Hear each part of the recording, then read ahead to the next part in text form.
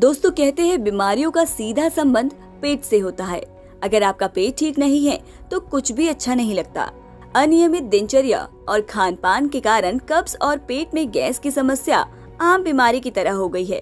ऐसे में कई बार आपका पेट ठीक तरह से साफ नहीं होता, तो इसका मतलब है आप कब्ज के शिकार हैं। कब्ज का सीधा मतलब होता है आपके शरीर में तरल पदार्थ की कमी होना।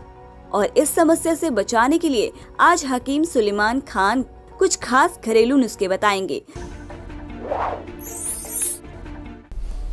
बहुत तरह से जाता है कॉन्स्टिपेशन। जैसे मैं आपको बताता हूँ, अरंडी का तेल, और आपको वो गर्म पड़ता है अगर, तो दूध में, गर्म दूध में मिला कर लिया करें, तो फिर ये गर्म नहीं पड़ता। 2 चम्मच दिन में एक बार लेना शुरू करें गर्म दूध के साथ। और जब भी खाना खाएं तो गर्म पानी पिए और सौंफ खाएं।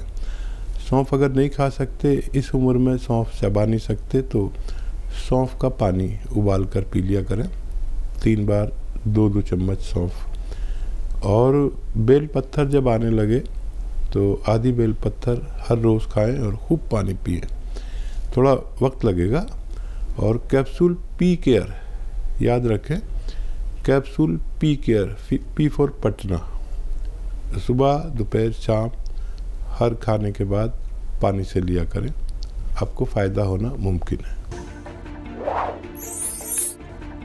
ऐसे ही तमाम बीमारियों के असरदार घरेलू उपायों को जानने के लिए आप हकीम सुलेमान जी के इस वीडियो को अंत तक जरूर देखिए। और ज्यादा जानकारी के लिए हमारे YouTube चैनल हकीम सुलेमान पर जरूर आएं।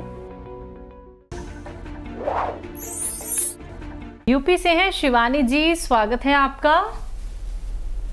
हाँ जी, नमस्ते जी। जी नमस्कार। हाँ जी, मेरी बेटी को ना वीट से एलर्जी है, गेहूं से। उम्र क्या है उनकी? उनकी 12 साल है जी। हाँ जी। हाँ, और उनकी हाइट भी नहीं निकल रही है। हाँ देखिए, जिस चीज़ से एलर्जी है उसको वैसे तो अवॉइड करना चाहिए। किसी ज़माने में हम लोग ये कहते थे कि गेहूं किसी को नुकसान नहीं देता, लेकिन अब वो ज़माना चला गया। अब फर्टिलाइज़र वाला गेहूं आता है, तो गेहूं नुकसान नहीं देता बल्कि फर्टिलाइज़र नुकसान देता है, और हमें कहना पड़ता है कि गेहूं से एलर्जी है। एक तरीका है, आप कोशिश करके देख लें। ये जो हम आटा गूंथते हैं, तो उनके आटे में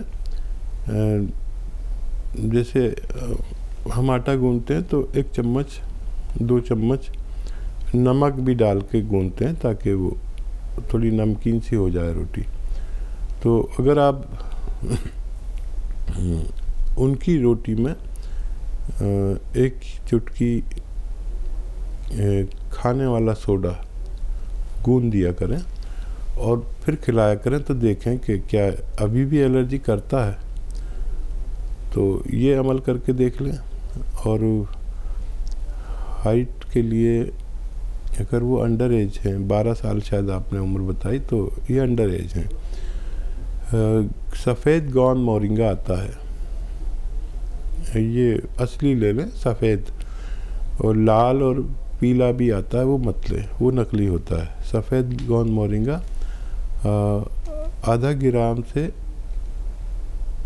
1 ग्राम तक पानी में, दूध में या नारियल पानी में मिलाकर आधे ग्राम से 1 ग्राम तक एक बार बस दिया करें, बच्चे को फ़ायदा होना मुमकिन है। जी, मुंबई से है शशि, स्वागत है आपका। हाँ जी, नमस्कार सुलेमान साहब, आपका प्रोग्राम मैं देखते रहती हूँ जी, और मुझे बहुत पसंद है, इसलिए मैंने काफी कोशिश की, तो आज शायद मुझे मौका मिल रहा है बात करने का। जी बात कीजिए। हाँ जी, मेरी बेटी है पूजा पांडे, इस समय हैदराबाद में रहती है, लेकिन वो यूएसए में रहती थी आज से 10-11 साल पहले, 8 साल रही। तो वहाँ उसको बेटा हुआ तो उसको वहाँ की वो शायद आबो हवा सूट नहीं हुई, उसके मसल्स में बहुत पेन रहता है सर। और उसने काफी इलाज वहाँ कराया, लेकिन अभी ठीक है, लेकिन वो ठंडियों में उसके पूरा मसल्स इम्यून क्या पता नहीं क्या बोलती है कि पूरा उसका चेहरा लाल हो जाता है, आंखें लाल हो जाती हैं और उंगलियां टेढ़ी जैसी हो जाती हैं ठंडियों में, और बहुत उसको बॉडी एक होने लगता है। वो बच्चा होने के बाद से हुआ सर, जब तक ये बॉम्बे में थी कभी कुछ नहीं हुआ, लेकिन बच्चा होने के बाद उसको बहुत समस्या हो गई। अभी 12 साल का बच्चा है, 2008 में हुआ था।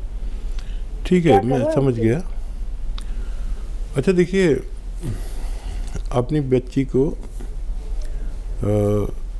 आपके किचन में जो खाने का सोडा है वो एक चुटकी में जितना आए, एक गिलास पानी में मिलाकर दिन में एक बार पिला दिया करिए, रोज़ाना, बस एक बार।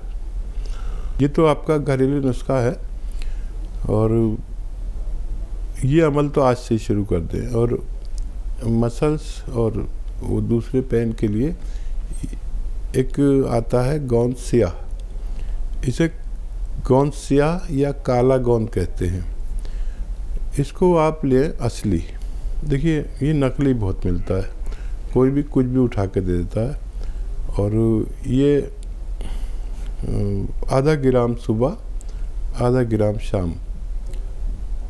हेल्दी है बच्ची तो पानी से दें, और नॉर्मल है तो बगैर चर्बी के दूध से भी दे सकते हैं। आधा आधा ग्राम देना। और ये कड़वा बहुत होता है, इसकी चने के बराबर गोलियां बना लें, काबली चने के बराबर, जो बड़ा वाला चना होता है ना, छोले भटूरे वाला, उसकी गोलियां बनाकर एक एक गोली चने के बराबर सुबह शाम दिया करें। लेकिन असली लें, ये नकली बहुत मिलता है। और ये 15-16 रुपए का 1 ग्राम आता है, कड़वा इंतहाई होता है। यानी मैंने अपने जीवन में इतनी कड़वी चीज़ कभी नहीं खाई। हालांकि मैं नीम, करेला, जितनी भी कड़वी चीज़ें मैं ऐसे मिठाई की तरह खा जाता हूँ, लेकिन ये उससे भी ज़्यादा कड़वा है। तो मैंने पहचान बता दी, असली लें और बच्ची को फ़ायदा होना मुमकिन है। तो बिल्कुल शशि जी, ज़रूर फ़ायदा हो जाएगा आपकी बच्ची को। बस ये नुस्खे आप अपना लीजिएगा। अगर कोई बात लिखने से आप चूक गई हैं या नुस्खा दोबारा आप सुनना चाहती हैं या फिर पूछना चाहती हैं, उसके लिए आप हेल्पलाइन नंबर पे बात कर सकती हैं। आइए बात करते हैं अगले कॉलर से। राजकुमार जी हैं दिल्ली से, स्वागत है आपका। दिल्ली से। हेलो जी बोलिए। नमस्ते मैडम। जी नमस्कार। नमस्ते भाई साहब। आदाब, जय हिंद। बताइए क्या सवाल है? हाँ जी, मेरे हाथ कटे थे जी, एलर्जी, हाथ कटे थे जी। एलर्जी है? एलर्जी रहती थी, 3-4 डॉक्टरों की दवाई खाई। अरे जी, 3-4 डॉक्टरों की दवाई खाई, अंग्रेजी भी देसी भी जी। अरे जी 6 महीने से जी, 6 महीने की खाई रामदेव की जी। हाथ में 2 साल खाई होम्योपैथी। तो हाथों में वैसे तो हाथ जो कटे थे वो तो ठीक है, एलर्जी खत्म नहीं हुई है। और जी घुटनों में दर्द रहे, सारे शरीर में दर्द रहता है मेरी। ठीक है। सर्वाइकल का दर्द है, बीपी भी है जी, पेट भी खराब रहता है जी। ठीक है, ठीक है जी। तो देखिए सर्वाइकल के लिए तो देखिए ऐसे बैठे और ये 3 मिनट एक्सरसाइज करें, 1-1 मिनट करके 3 मिनट।